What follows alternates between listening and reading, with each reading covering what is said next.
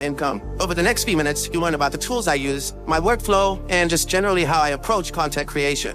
The best time to start a YouTube channel was 15 years ago. The second best time is right now. Video content ages quickly, and that means there's almost endless possibilities for creators to build a business on this platform. But if you're sitting there with 0 subscribers, it might seem like an impossible goal. How do you start with absolutely no social following and build a big YouTube channel? It's actually really simple. Just focus on creating high-quality content consistently and try to make each new video better than the last. What happens is you start building this positive feedback loop, and it grows bigger and bigger over time. Use other creators as inspiration, but really try to embrace your own unique voice and style. When you find that voice, things become easy. You don't need to be anything special. I'm just an introverted nobody.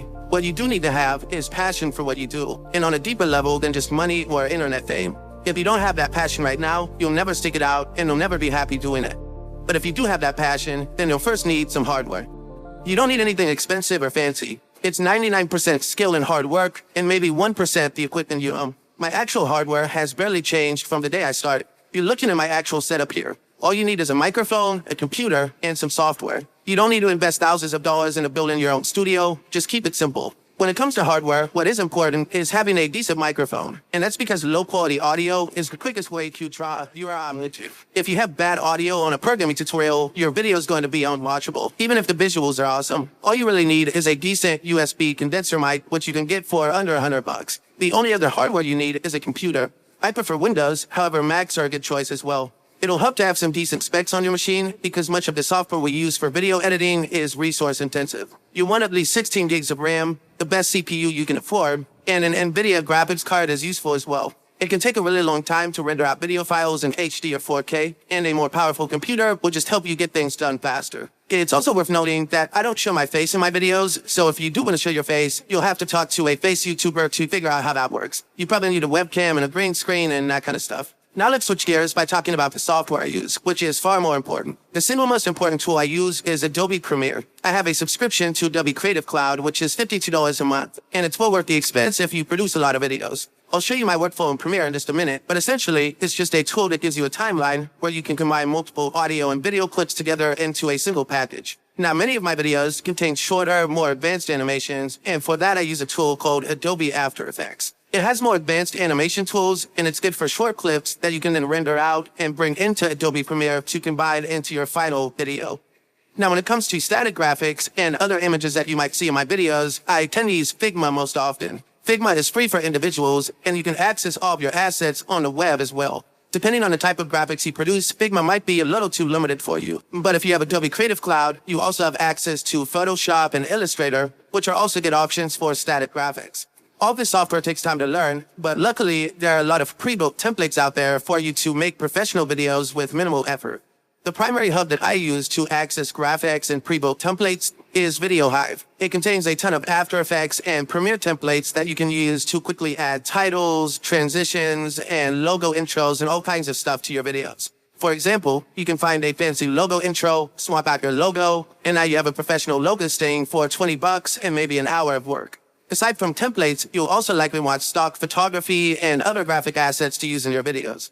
There are plenty of places where you can buy stock photography, but the place I look first is either Unsplash or Pexels. These sites have a huge collection of free images, and they're entirely free. Another element that I use in many of my videos are animated GIFs, and I source those from Giphy. Not all GIFs can be freely used in your videos though, so make sure to respect the copyright of the artist that created it. And lastly, I use a lot of icons and emojis in my videos, and I primarily get those graphics from flaticon.com. I pay $10 a month for this service, however, they do have a free tier as well. Okay, so now that you know the tools I use and where I get things, I want to talk about how I approach content creation for programmers. My strategy has always been to distill content down to the most efficient possible form. The majority of programming tutorials out there are very long, anywhere from 20 minutes to 5 hours. Content like that is generally great for beginners, but as an experienced developer, I have a very hard time sitting through content that long. In most of my videos, I make the assumption that the audience is made up primarily of intermediate level developers. By making that assumption, I can omit the very basic stuff and get right into the intermediate to advanced level stuff that the audience will find interesting. The bottom line there is know your audience and craft your content around what you think the audience wants. As your channel grows, you learn that you can't please all the people all the time.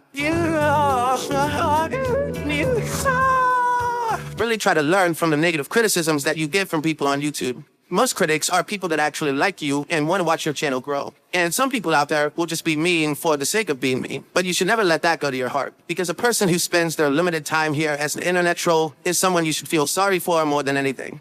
Now let's get down to brass tacks and look at my actual workflow for producing a video. Now, because I produce code tutorials, the first thing I do is write some code. I'm not going to get into the details of that, but let's just assume that I have a full working project here that I want to teach the audience about. I just wrote this code so I know exactly how it works, and the next thing I do is open up Adobe Premiere to a template that I have that has some of my reusable assets in it. Now, a lot of people think that I write a script for every video because they sound scripted, but that's actually not the case. What I actually do is focus on the voiceover first, and I do that right here at Premiere by clicking the record icon in the timeline. I record the audio in a bunch of small chunks, almost sentence by sentence. When I have the phrase I want to use, I use the razor tool to cut that piece of audio and then put it together with the rest of the dialogue. I often record the entire dialogue before I add any visual assets to the video. As you can see here in the recording for this very video, that's exactly what I'm doing. After I record all of the audio clips, I nest them together and then go into Essential Sound and set them as the dialogue. In this panel, I auto-match the loudness, which will give it a consistent broadcast volume. And I also like to add a de-esser and possibly a vocal enhancer to make the sound of the voice a little more rich. Now that that's done, we need to fill up our video with some visuals. I'd recommend spending the most time making the visuals at the beginning of the video really good. The first 60 seconds is your best opportunity to set the tone for the video and really inspire the viewer to see it through until the end. The video's watch time or viewer retention is really important for getting that video promoted through YouTube's algorithm. Try to keep long pauses to a minimum and give your viewer a consistent feed of useful information. When I present the graphic on the screen, it typically only stays there for 1 to 5 seconds. At this point, the graphics can really emphasize what you've already said in the dialogue. After the initial intro, we need to show the actual code that we're working on. Many tutorials will show the programmer writing out the code line by line in real time. This is very slow and also very error-prone. It is more realistic that way, but that's not really what we're going for here.